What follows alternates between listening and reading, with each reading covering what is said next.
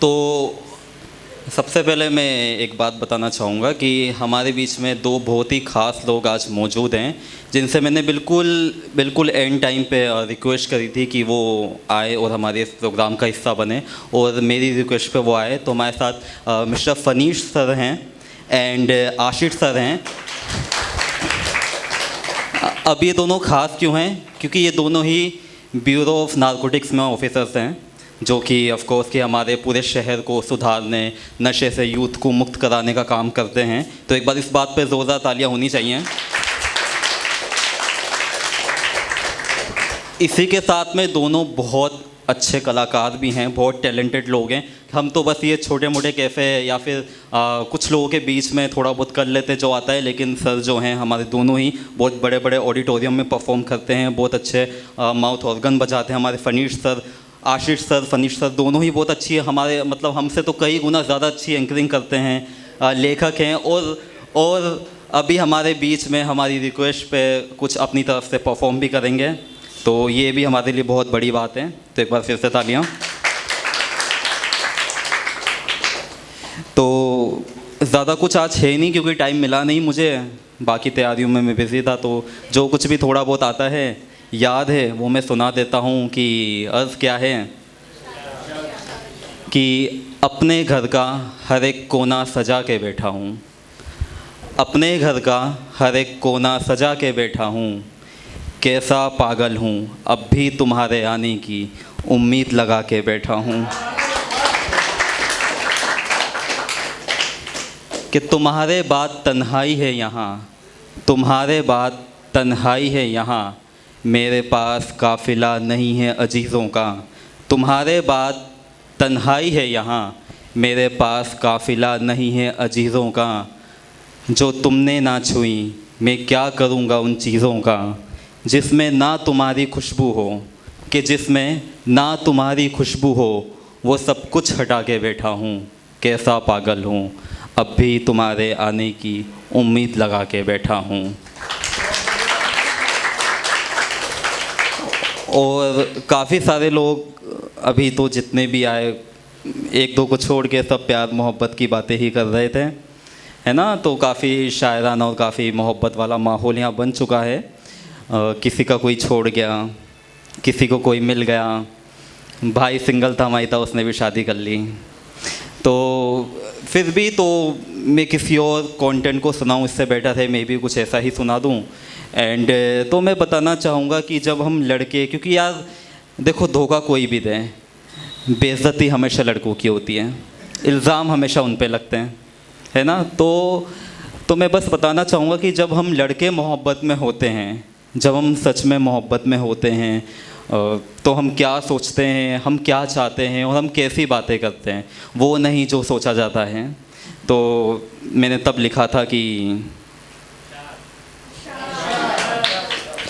तुम्हारा हाथ पकड़ के तुम्हारे साथ घूमना अच्छा लगता है, तुम्हारा हाथ पकड़ के तुम्हारे साथ घूमना अच्छा लगता है, मुझे तुम्हारे पैरों को चूमना अच्छा लगता है, कि मेरी खुशनसीबी है, मेरी खुशनसीबी है, कायनात की सबसे खूबसूरत चीज़ मेरी है, कि मेरी खुशनसीबी है, कायनात की सबसे खूबसूरत चीज़ मेरी है, इतना खुशनसीब होना अच्छा लगता है, मुझे तुम्हारे पैरों को चूमना अच्छा लगता है। और एक बात जो अक्सर सबने सुनी होगी, लड़कों ने भी लड़कियों ने, देखो हम रिलेशनशिप में होते हैं, है ना, बढ़िया चल रहा होता है, बढ़िया मैसेजेस होते हैं, बढ़िया मिलना होता है, पैसा खर्चा भी होता है, बातें भी हो रही हैं, है ना।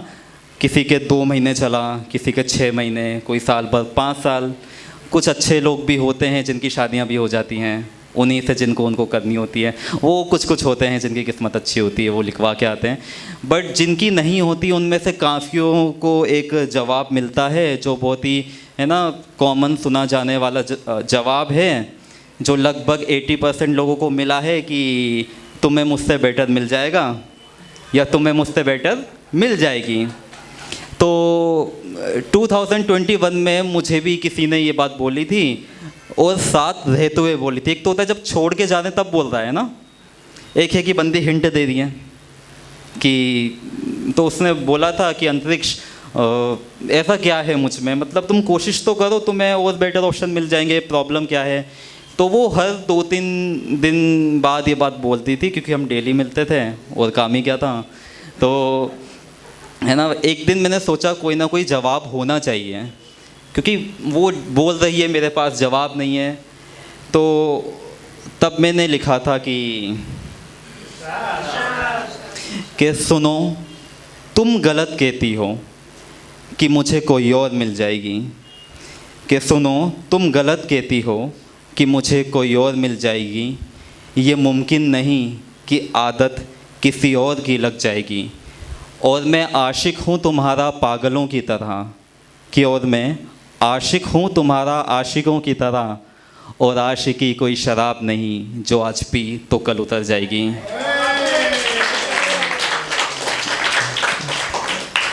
तो अब मैं आप लोगों का ज़्यादा टाइम नहीं लूँगा, क्योंकि भैया इशारे कर रहे हैं, उनको याद आ गया है टाइम का इशारा करना है।